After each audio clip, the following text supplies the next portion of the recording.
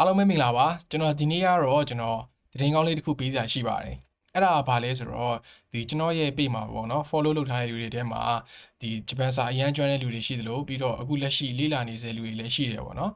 ပြီးတော့ဂျပန်စာကိုလုံးဝမလေ့လာသေးတဲ့လူတွေအခုမှစလေ့လာမဲ့လူတွေဘယ်လိုလေ့လာရမလဲဘာတွေလေ့လာရမလဲဆိုပြီးတော့တိုင်ပတ်နေတဲ့လူတွေရှိမယ်လို့ထင်ပါတယ်အဲ့တော့ဒီနေ့ကတော့ကျွန်တော်အဲ့ဒီလူတွေအတွက်ပေါ့နော်ကျွန်တော်ဂျပန်စာကိုတင်ကြားပေးမဲ့အစီအစဉ်လေးတစ်ခုကျွန်တော်လုပ်လိုက်ပါတယ်အဲ့တော့တင်ကြားပေးတယ်ဆိုပေမဲ့ကျွန်တော်ကဂျပန်စာသင်တန်းအနေနဲ့ဖွင့်လိုက်တာမဟုတ်ဘဲနဲ့ကျွန်တော်က free share အနေနဲ့ပဲအားလုံးတင်ကြားပေးမှာဖြစ်ပါတယ်အဲ့တော့ကျွန်တော်ကိုယ်တိုင်လဲပေါ့နော်ဒီဂျပန်စာကိုM5 လောက်ပဲကျွန်တော်ကောင်းကောင်းမွန်တင်တန်းမှာတွားပြီးတက်ခဲ့ဦးတယ်ပေါ့နော်အဲ့ဒီနောက်ပိုင်းမှာကျွန်တော်အလုပ်တွေလုပ်ရင်းနဲ့ကိုယ်ပိုင်ပဲပေါ့နော်စာအုပ်တွေဝယ်ပြီးရင် YouTube channel တွေကြည့်အဲ့လို website တွေကနေပြီးတော့ freelance လုပ်ပြီးတော့ကျွန်တော်ကိုလေ့လာခဲ့ရတာပေါ့နော်အဲ့တော့ကျွန်တော်ကိုယ်တိုင်လည်းဒါ free နဲ့ပဲလေ့လာပြီးတော့တိုးတက်လာခဲ့တာပေါ့နော်အဲ့ဒါကြောင့်မလို့free ဆိုတဲ့အတိုင်းပေါ့နော်အထင်မသေးပဲနဲ့တေချာလေ့လာမယ်ဆိုရင်တကယ်တက်မြောက်နိုင်မှာလေလို့ကျွန်တော်ပြောချင်ပါတယ်ဂျပန်စာသင်ပေးမယ်ဆိုပေမဲ့ကျွန်တော်ကလည်းပေါ့နော် professional ဂျပန်သင်တန်းဆရာမဟုတ်ဘူးကျွန်တော်ကိုယ်တိုင်လေ့လာတဲ့ဥစ္စာတွေကိုပဲကျွန်တော်က step by step အနေနဲ့တကယ်သင်တန်းမှာသင်ကြားတဲ့အတိုင်းကိုကျွန်တော်course တွေတိုင်းကိုသင်ကြားပေးမှာပဲဖြစ်ပါတယ်အဲ့တော့professional တကယ်ဆရာကြီးနဲ့ရှင်နေဆိုရင်တော့လိုအပ်ချက်တွေရှိကောင်းရှိနိုင်တယ်ဒါပေမဲ့ပေါ့နော်ကျွန်တော်တတ်သမျှတည်သမျှအားလုံးကိုမရှင်းမချင်မဲနဲ့သင်ကြားပေးမှာဖြစ်လို့အတိုင်းသားတစ်ခုလောက်ထိရောက်လာတဲ့ချိန်ကျရင်ကျွမ်းကျင်သွားမယ်ဆိုတာကိုကျွန်တော်အာမခံပါတယ်အဲ့တော့ကျွန်တော်အများကြီးပြောမနေတော့ဘူးဗျာကျွန်တော်တို့အတူတူဂျပန်စာကိုလေ့လာခြင်းတဲ့လူတွေပေါ့နော်ဒီ YouTube file ကိုအခုချိန်ထိဆက်ကြည့်နေရဆိုကြတဲ့ကဒါဂျပန်စာကိုလေ့လာခြင်းတဲ့လူတယောက်ဆိုတာဒါ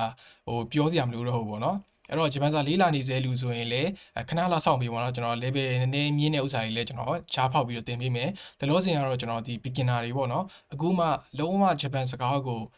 လုံးဝမသင်ရသေးတဲ့လူလုံးဝတလုံးမှမသိသေးတဲ့လူတွေကစပြီးတော့အခြေခံတွေစပြီးတော့သင်ကြားပေးမှာဖြစ်တဲ့အတွက်နည်းနည်းလေးရပြီးသားလူတွေကတော့ခဏလောက်တီးခံပြီးတော့စောင့်ပေးပါဖြည်းဖြည်းချင်းတီလာမယ်ပေါ့နော်အဲ့တော့နည်းနည်းတခြားခက်တဲ့ဥစ္စာတွေလည်းဂျားညက်ပြီးတော့ကျွန်တော်သင်ပေးပါမယ်အဲ့တော့ဒီအားလုံးတင် जा ပေးမဲ့အရာအားလုံးကိုတော့ကျွန်တော်က Facebook မှာလုံးဝတင်မှာမဟုတ်ပါဘူးဒါပေမဲ့ announce တော့လုပ်မယ်ပေါ့နော်ဘာ lesson တွေတင်ပြီးသွားပြီဆိုတဲ့အကြောင်းတွေကို Facebook မှာတော့ကြေညာပေးမယ်ဒါပေမဲ့ video file တွေကိုတော့ကျွန်တော်က Facebook မှာလုံးဝမတင်ပါဘူးကျွန်တော် YouTube channel မှာပဲCD တစ်ခုအနေနဲ့ပေါ့နော် playlist အနေနဲ့ကျွန်တော်တင်ပေးမှာဖြစ်ပါတယ်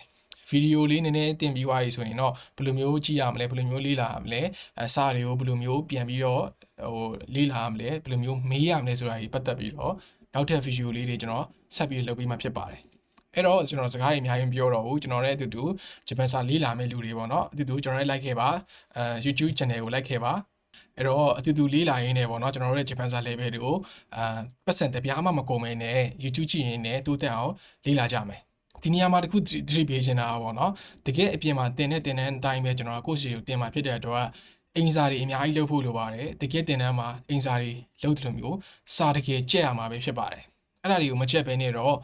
ဗီဒီယိုဖိုင်လေးကြည့်ုံနဲ့တော့ဂျပန်စာတွေကတက်လာမှာတော့မဟုတ်ပါဘူး level မြင့်သွားတယ်ဆိုရင်တော့တမျိုးပေါ့နော်ဒါရုပ်ရှင်ကားရဲ့ကြီးတချင်းနားထောင်ရင်းနဲ့ level တိုးအောင်လုပ်လို့ရတယ်ဆိုပေမဲ့အခြေခံ level မှာတော့ခက်ခဲပါတယ်အခြေခံအခက်ခဲဆုံးပဲဖြစ်ပါတယ်အားကြောင့်မလို့တကယ်လုံးမယ်ဆိုမှပေါ့နော်ဗီဒီယိုဖိုင်ကိုအ